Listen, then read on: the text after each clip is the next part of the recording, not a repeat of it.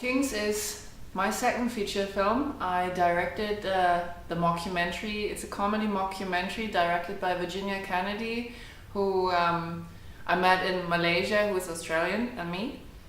And well, besides that, it's an awesome film. It's about two twin sisters. They are kids to mixed parents, so mixed racial. One looks white, the other one looks Indian. They grow up on separate continents, and after years of separation, they meet back again in Malaysia. The white one comes back and wants to make a reality show as outrageous as possible, and therefore she's casting local hookers to stand in as the local women who compete for an American guy for his heart, and the winner gets a green card to the US. Now, the censor board in Malaysia is kind of harsh. They get to know about this productions, and they think Hollywood is coming to Malaysia, we have to participate in this, and they send somebody from the censor board to actually overlook the film production. Happens to be the sister. So the two sisters meet on set, and of course things just do not get so well, and they start quarreling, and well, this is what the film is about.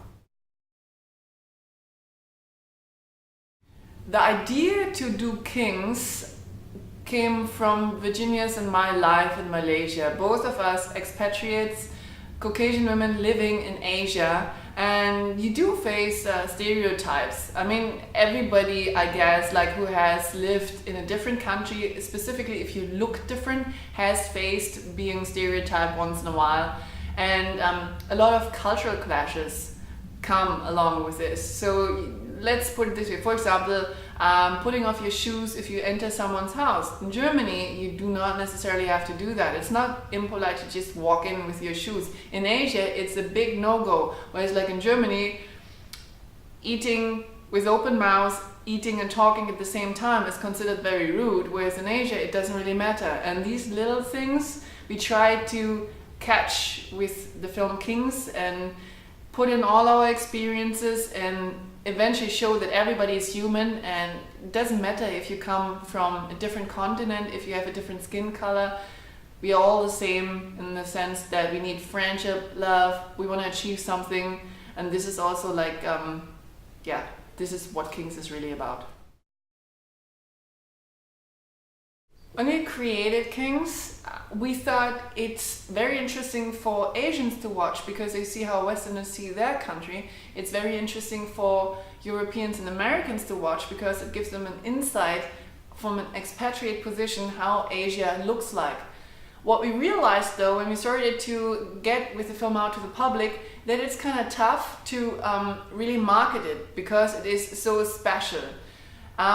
What we have had is like whenever we showed it to some people, they started raving about it, and it was usually people involved in independent filmmaking. So subsequently, we think that this film is for people interested in international independent cinema who are interested in different cultures as well and want to learn something about like the differences of Asia, of America, of Europe, and also who like just very funny films. Like there are little fun moments. Kinks is meant to make fun of the entire situation. We do not want to make anybody feel bad, so it's just, you know, like it's just there to entertain. When we started making Kinks, we had the main aim in front of us, which was finish the film. Now, after having done that, I have to admit, like, I urge every filmmaker to think about the distribution beforehand. Don't start thinking about the distribution once your film is finished. That's actually way too late. Now, well, we did it, and there we go. So what we did with the film afterwards is we sent it off to the big festivals. But, I mean, it's kind of like a good chance you don't get in. Kinks didn't get in. If you have like Sundance or Berlinale had 10,000 submissions last year. So we tried that, and we got like some good response from local screenings in Malaysia as well as Indonesia. Kinks will actually show in cinema in Singapore in October this year. But subsequently, we think we can find our audience best if we self-distribute it. I was so lucky that I could sit in the Berlinale Talent Campus in some sort of, like, in self-distribution panel discussions. And I think if you have a niche film and you look for a niche audience, this is the way to go. So we want that Kinks is available for everybody who wants to watch it. And therefore, you can actually check it out on our website. And you know, if you watch it, all the money goes more or less straight to the filmmakers, and we can recoup the expenses we actually had. So this is why we self-distribute it, because we believe in the power of direct fan communication. We want to directly communicate with our audience. When I first had the idea of making my second feature film, I actually wanted to see how acting is like. So what's the easiest way actually to get on screen while you write and produce your own film?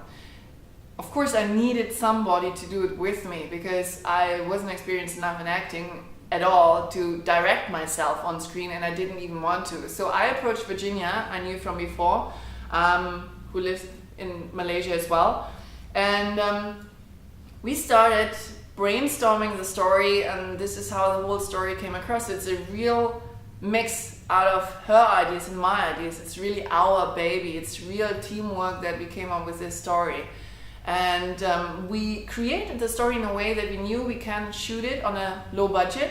So the actual footage is meant to be from a making of camera, which gave us the opportunity to use a broadcast sort of camera we shot on the EX1R, and to have the look incorporated in the story. So there's a reason why it's shot that way. So you see also a lot of like snap zooms and stuff like this, which is from the story, related to the story. And the location scouting was fun. Of course, you look for locations you can actually have on a very cheap basis, best for free. And a lot of the actors I've worked with before, they came from earlier productions, short films of mine, or my first feature film Emperor. They liked how we did things. They wanted to participate again. So yes, they were part of the crew, part of the cast again. And yeah, so this is like how it all worked out. And mostly like a small team, was very much fun. We had our hiccups during the production, of course, like a lot of egos always coming in a film, feature film.